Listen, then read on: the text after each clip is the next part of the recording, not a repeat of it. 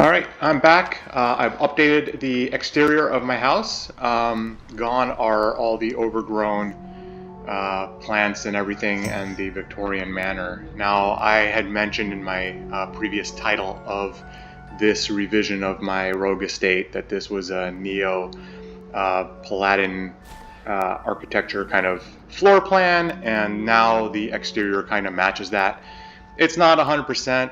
Obviously, there's limitations with the assets that we're allowed to place outside.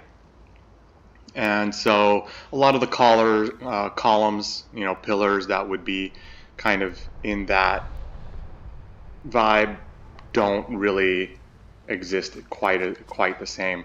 And so I use these walls to help create the effect, and some mirrors upside down as windows. And one of the features of this architecture type is that it's very ordered and very symmetrical. And so the inside floor plan is perfectly symmetrical, and now the exterior minus the front, because we can't actually place it in the center, is relatively symmetrical. But I do want to show you a couple fun Easter eggs I made. So I have garages now, and here I made a little motorcycle, a little V6 here. I'm pretty proud of this little addition in my garage. Use some of the new gnome things from the what's called the Endeavors. I went and found some of those, and so I don't know why the pistons aren't running at the moment. There we go. Gotta click them. So now they're running, and of course you can sit in it. Too bad you can't drive it. If only Blizzard let us make our own mounts. That would be mount crafting. That would be super awesome. And then of course down here, this is one of those cartel jail capture cages for the body of it there. That's a fun Easter egg on this side. And then if we come around, I have on this side a roadster. Again, using some of these new parts, some old parts, these gnomish ray laser things, this gnomish fence post here,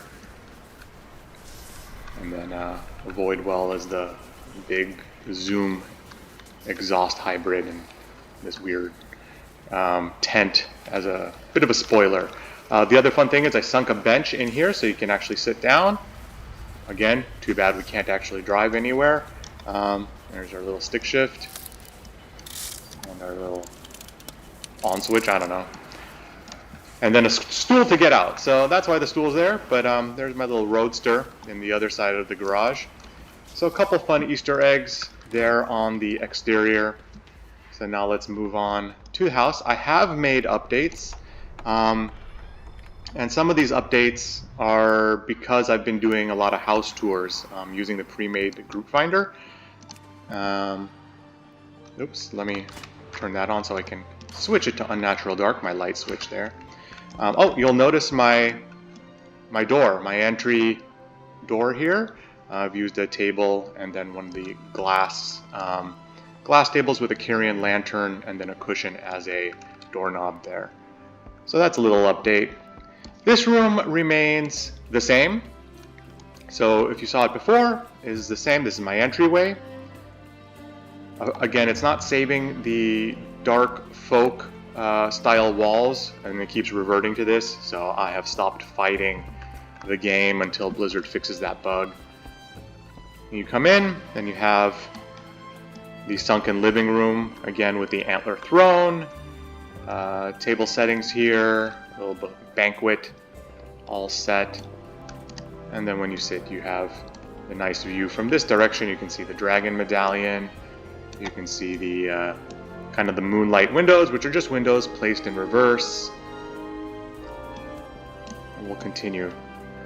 So a couple things that I noticed is that these areas where you kind of traverse between spaces are a little empty, and I'm right up against my budget. So I'm hoping at tier 7 house, which is I'm almost halfway there. I'm halfway through tier 6. I'll be able to fill these up and make it look a little bit fuller. But one of the things I did is I took a lot of these Suramar shelves. This one's a bench up here, and this is a fence post with the post actually tucked into this pillar here, and these are just the standalone fence posts. All Suramar, but I think it makes a really nice entry to my vault.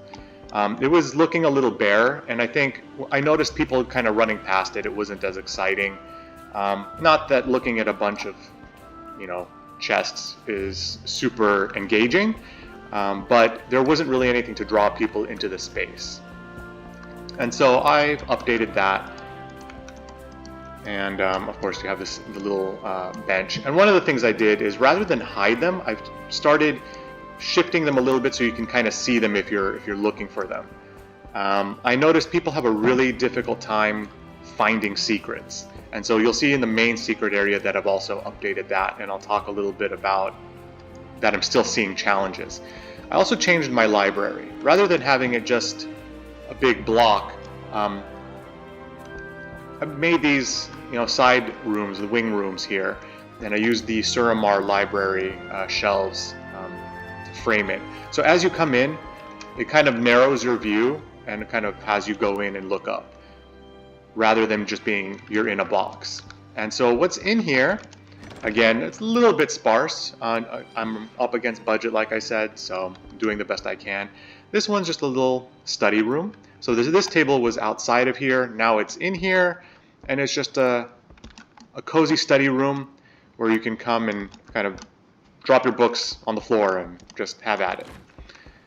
And then on this side is the ladder, but also these tomes that they all have really fancy covers, so I enlarged them and used that Dalaran Kirin Tor eye to light up the space and make it feel a little bit more magical. And here we are. This view has not changed. One of the other things that kind of isn't awesome about these shelves, they're incredibly useful for the budget, but when you're doing house tours and people are coming and visiting, they click and open all of them because they think there's secrets behind them. So then you have to sit there and unclick them and fix it. So these spaces where there would be a door, I've changed it into these rooms. That way people don't feel the need to look for a door there. They'll still check the top ones if they can, but especially demon hunters, they like to jump around and open everything. And then it ruins the view for your other guests. So similarly, I changed my armory. It's no longer an armory, and you can guess from the theme here, a little bit more panda themed, but these are bonsai. So I have my little cutting station with my seedlings, but I made bonsai. And I like bonsai in real life, but in WoW, trying to match up the stems of these flowers to make them kind of look seamless was kind of challenging. But I think I did a decent enough job. Here's my big old ancient bonsai here. This is like one of those 100-year ones. And just trees shrunken down, made into shapes to kind of emulate what you might do with a bonsai treatment.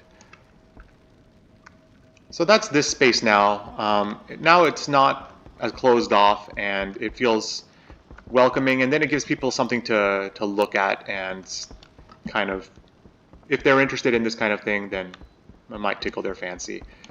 On to the kitchen. Couple very, very, very minor updates. I got this from one of the endeavors. I've already forgotten who has this particular aesthetic, but I shrunk it and set it inside of this kind of table counter. I'm using it as a counter, and it sits really nicely in here, so I think it really enhanced the kitchen, made it feel a little bit more full, and that allowed me to recover some points. If you remember, I had some hanging frying pans and stuff. I took those away, and I was able to kind of make the shelves feel a little bit more full. The pantry, nothing has changed. Once I have more budget, I'll dress it up a bit. Fridge, the same. It's just a fridge. And we'll go upstairs. The upstairs has changed a bit. So one of the things I noticed was that it wasn't as impressive as I had hoped. And now I've really leveraged these big new foliage arrangements, and I think the color scheme goes really well with the bedroom. And I think it has really elevated the space without making it feel small.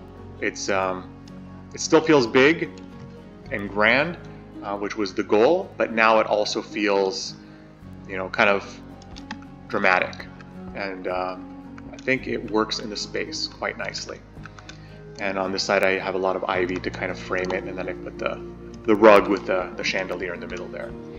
The other thing this allowed me to do was lower the curtain here. This was further up, but now this is covering that space. So I took the sconces off the side, recovered some points, and I just have one lantern here.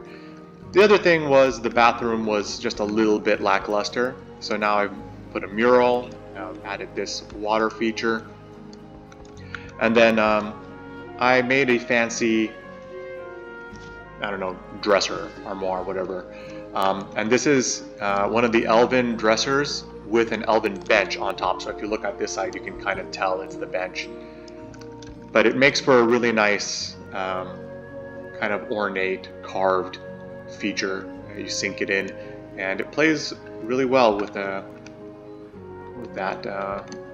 dresser. So I think it spruced up the space a bit. It looks a little bit more interesting, a little bit more dynamic. And it hasn't really lost any of its functional, you know, use of space. You can still move through it nicely. And now we will go to the secret area, which has also been overhauled. So one thing I noticed is I had to explain to everyone that I had the chess piece here and that you had to come and click through, and that just got a little silly. So now you can just jump right through. I made it so you can just jump through. There's nothing else to really deal with, so you just jump through. The other thing I did is I got rid of the maze. No one seemed to enjoy the maze. I guess it's a novelty that isn't particularly exciting. Maybe it's frustrating, I don't know. No one really said anything. So I replaced it with this kind of meditation room. But one of the other things that struck me was I had this space, and I finally got to do something that I've been wanting, which is create these weapon racks. So I used the bookshelves and laid them on their side, and now I have my armory is in here, so you get these fancy opening arms and armor reveals. And people actually really dug this. So that's a fun feature. I really like it, and I can't wait for, like I said, Blizzard to give us more of these weapons. This one's from the Valdrakken Endeavor people. It'd be great if we can get more so we can actually set these all up horizontally and fill it up with cool weapons. But now my secret area is behind this waterfall, and I still have to tell people to go check it out. People, when they see something like this, they just assume that it's the end of the room. And so if you run through and kind of go to the side, you see I've used the overgrown fountain and I've made it 200%, and it makes a really good waterfall effect. But also, if you put it just right, you have enough space for a character model to pass through. And anyway, it takes you out to the same place. This area has not changed. It's still the rogue secret area with the training area facility here, the forge right there, and then all the little different stations, the assassination, planning station, storage, alchemy, poison right here, and then back up and around to the little library. And that is that. And of course, I still have my little light switch here, so you can set the different things. And this one's fun. When people are visiting, you can let them see it in all of its different states.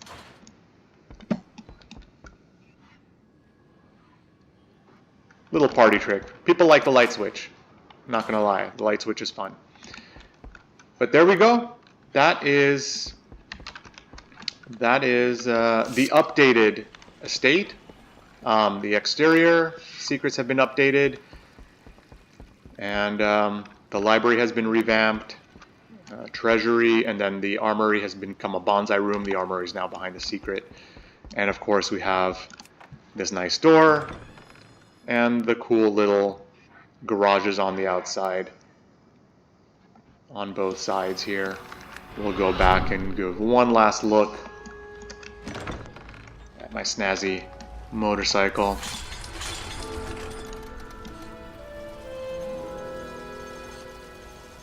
Pretty fun.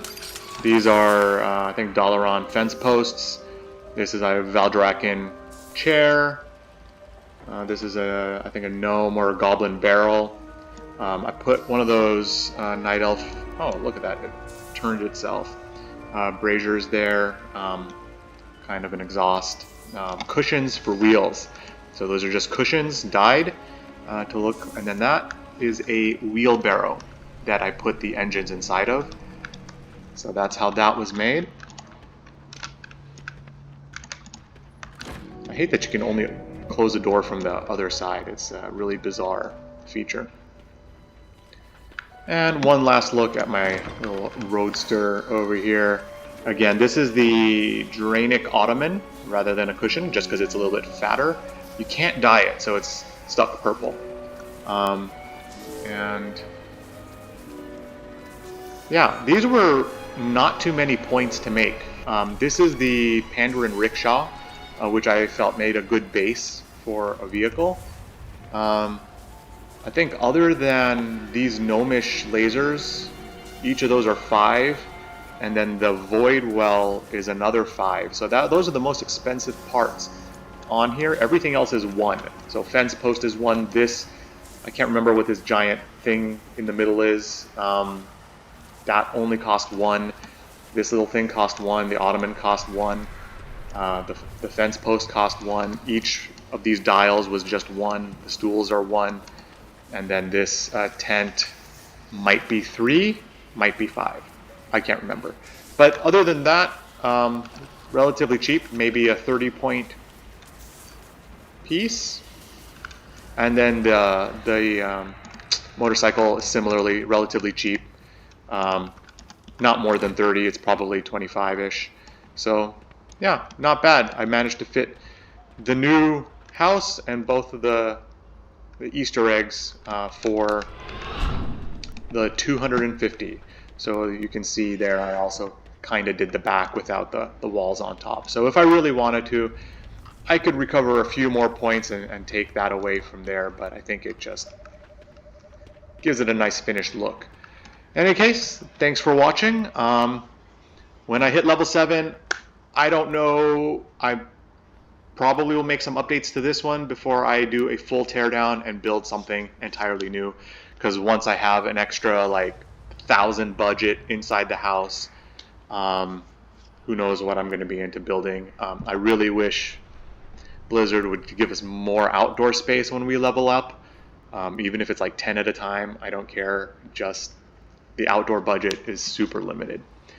Anyway, happy house building. I haven't forgotten about doing some tutorials, but I've just been so excited to build what I've been building. And I will hopefully get around to those when I have a chance. But again, thanks for checking this out.